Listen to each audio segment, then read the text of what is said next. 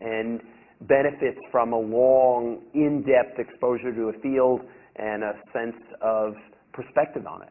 So that's a fact of life about a university. It's a very different mix of skill sets.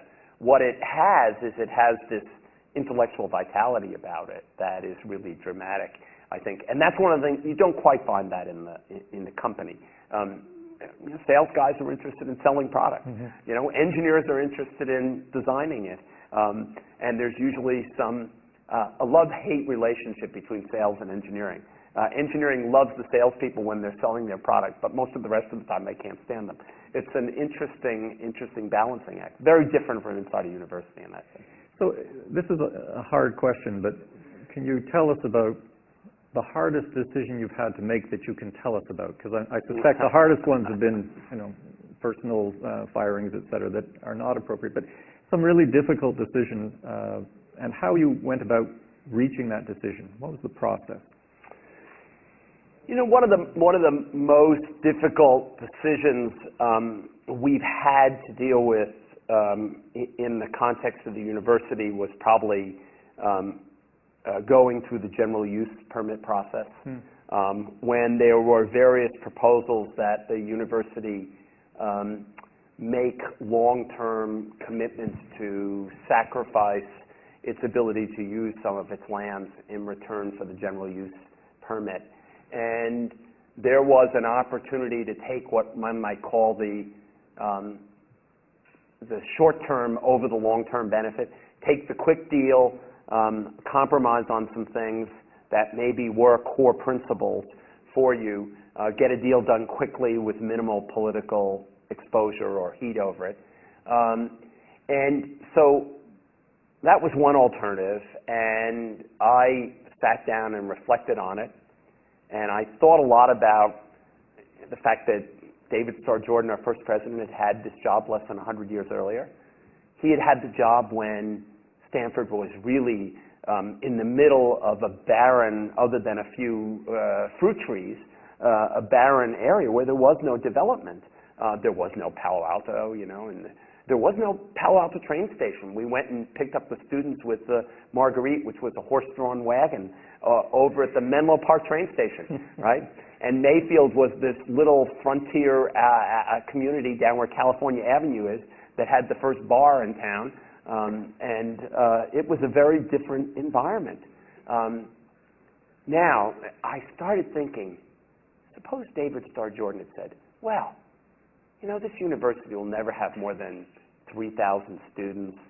It'll never have very many employees. We don't want a hospital or a medical school down here. Why don't we just give away some of this land or, do something else with it? Imagine what would have happened. The medical school would still be up in San Francisco. They wouldn't have added basic science departments, John, so you wouldn't be a faculty member here. The engineering school never would have been able to have the growth that it subsequently had, or the sciences, which really grew in the post-World War II era and really grew into their own. And Stanford wouldn't have been able to blossom. Silicon Valley would have never happened, and we'd be in a very different situation. So I took this long-term perspective, and I think one of the obligations you have as a leader of an institution is to think about that long-term perspective. Think about the issue of precedent. If you surrender some fundamental right of the university, in this case, we were being asked to surrender something that the Stanfords had put in the founding grant, namely that the land of the university never be sold and it be used for the purposes of the university. So we decided to stick to our guns. But that meant it was an extremely difficult, very difficult battle between various political leaders who wanted to extract something from the university and the leadership of the university. Luckily, I think in the end, once we explained the situation, we had the support of most of the university community and the support of the trustees behind us, so we were able to move forward and come to a resolution, which in the end was a fine resolution. What gets you bouncing out of bed in the morning, assuming you bounce out of bed? Oh, there's something, one of the great things about the university is there's something really absolutely thrilling all the time. And I do bounce out of bed, usually without an alarm. I guess. Usually without an alarm, except when I'm a little jet lagged, and then I might need an alarm to get up. But yeah, there's something thrilling happening all the time. And whether it's our new Precourt Institute for Energy that I'm just tremendously excited about. I think there's an opportunity for Stanford to really be a leader in moving this country and the world to a new energy regime, which we desperately need to do, not only for the economic, but most importantly for the issues of global warming. That's a wonderful opportunity. The fact that we've been able to inspire donors, that we're going to be able to support a phenomenal number of graduate students, have new faculty appointments in a time which otherwise it's a tough financial time in the university. So that keeps me going.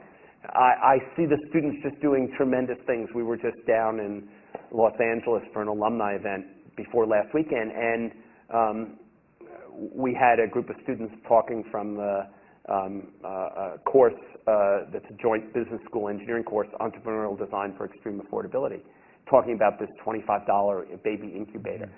And you just see our alumni look at this, and here's an incubator that doesn't cost $25,000, the typical price of an incubator. It costs $25. And is usable without electricity in rural areas where babies often died from hypothermia. That's just inspiring. And the students, both undergraduate and graduate students, they're doing things every single week that you hear about that just make you so proud to be associated with this university. I've got two more questions, and then we'll open it up to the audience. Do you think only a few people have the innate ability to be a leader? And I think I know what your answer is going to be, and so anticipating it, I may disagree with you, but the people who don't feel that they maybe have all those innate abilities, what advice would you give to them about how to learn to be a leader? So I think there are some things you can learn. I think by reading other experiences, by getting involved in courses which try to teach leadership. Really, a course that teaches leadership, what it really does is it gives you an opportunity to experiment in leading in situations which are simulated rather than the real situation, but they help you build the skills. They help you think about how you might react in that kind of situation. And then I think you have to do it. You have to get out there. You have to do it.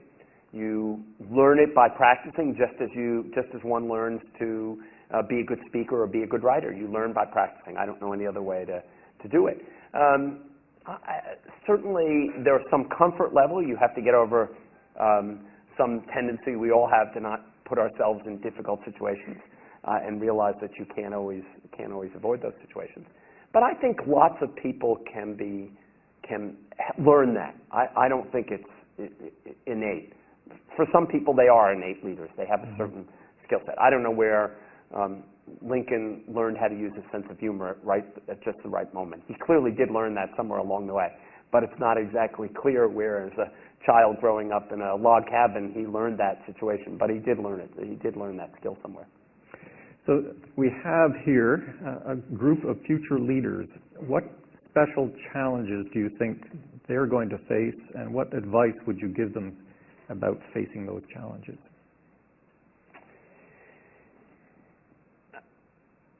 I think the world is going to expect and demand more of people who have had the privilege of being educated at an extraordinary place like Stanford or the other great universities in the U.S.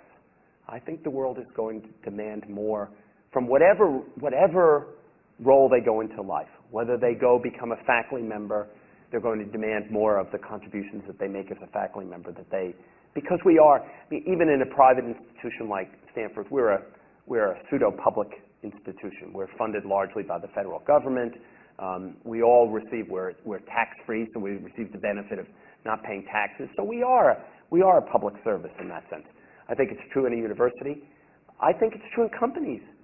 You see what's happening now in the aftermath of the financial crisis. I think CEOs are going to be held to much higher standards to talk about how does their work contribute to the public good. And I think that And you see that coming across government now increasingly. I think we're going to see that more and more.